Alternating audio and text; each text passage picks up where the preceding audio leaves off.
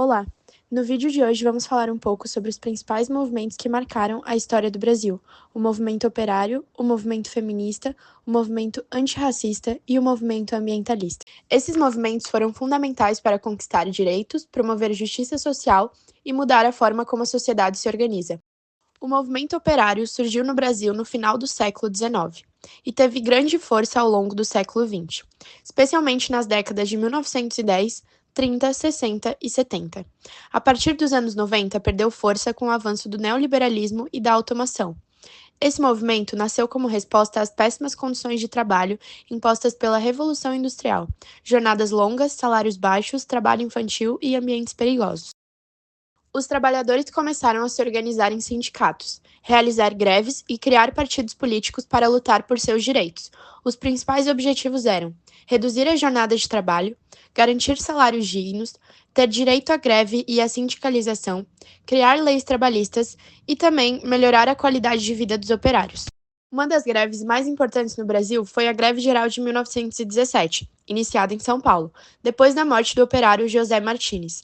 Esse movimento paralisou diversos setores e se espalhou por outras cidades. Entre os nomes importantes ligados ao movimento operário, podemos citar Karl Marx, com sua teoria sobre a luta de classes, Vladimir Lenin, que liderou a Revolução Russa, Getúlio Vargas, que, mesmo sendo autoritário, criou a CLT em 1943, e Luiz Carlos Prestes, um dos principais líderes comunistas do Brasil. E, por fim, algumas das principais conquistas desse movimento foram leis trabalhistas, como o direito a férias, jornadas de 8 horas e aposentadoria. Agora, vamos falar sobre o movimento feminista, que também teve grande destaque no século XX. Ele é dividido em ondas. A primeira onda aconteceu no início do século e focava em direitos políticos, como o direito ao voto. Mas foi a segunda onda, entre os anos 60 e 90, que marcou, de fato, o século XX.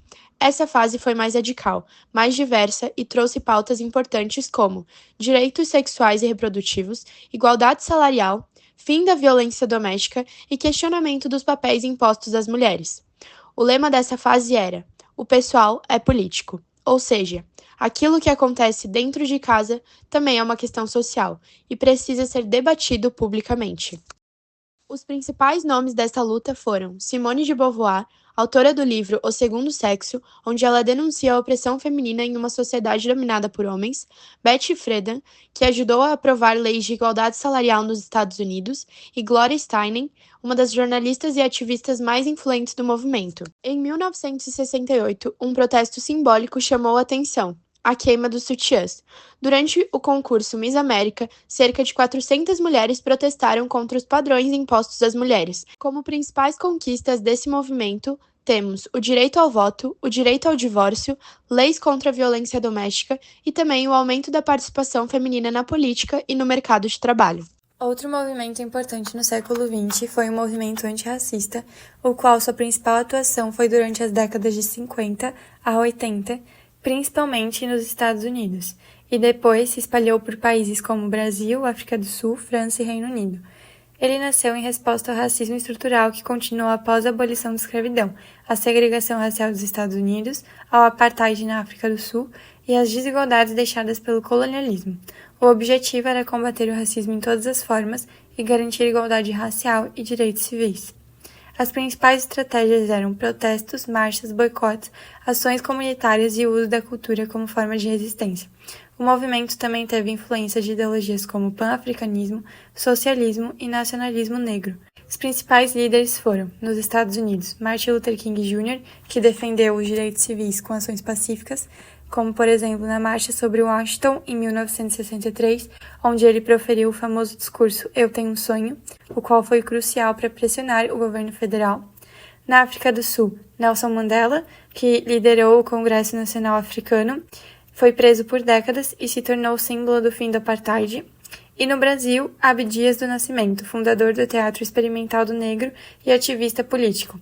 Resultados do movimento foram o fim da segregação nos Estados Unidos, queda do apartheid, criação de leis antirracistas em vários países e surgimento de movimentos atuais como Black Lives Matter. E por último, o movimento ambientalista. Ele começou a ganhar força a partir dos anos 60 e 70, principalmente nos Estados Unidos e na Europa Ocidental, e depois se expandiu mundialmente. Seu contexto histórico é o pós-Segunda Guerra Mundial, onde a industrialização acelerada, o crescimento urbano e o consumo em massa geraram sérios impactos ambientais. Também, com crises diversas como a poluição de rios, o smog de Londres e o uso de pesticidas tóxicos alertaram o mundo. O livro Primavera Silenciosa, de Rachel Carson, também teve grande influência ao denunciar os perigos dos pesticidas. Os objetivos do movimento eram proteger o meio ambiente, promover o uso sustentável dos recursos e cobrar responsabilidade de governos e empresas. O movimento foi multifacetado, incluindo cientistas, ativistas, ONGs, movimentos populares e instituições internacionais, tendo ações diretas como protestos e campanhas de conscientização e o crescimento de ONGs ambientais, como a Greenpeace. Os principais líderes foram, nos Estados Unidos, Rachel Carson, a autora de Primavera Silenciosa, na Noruega, Gro Harlem Brundtland, criadora do conceito de desenvolvimento sustentável, e no Brasil, Chico Mendes, líder seringueiro e defensor da floresta amazônica. As consequências e impactos do movimento foram a criação de leis como a Lei do Ar Limpo nos Estados Unidos e o Código Florestal no Brasil. Também conferências internacionais como o Estocolmo, que foi a primeira grande conferência da ONU sobre o meio ambiente, a criação de órgãos ambientais como o IBAMA no Brasil e a educação ambiental, que foi incorporada em políticas públicas e currículos escolares.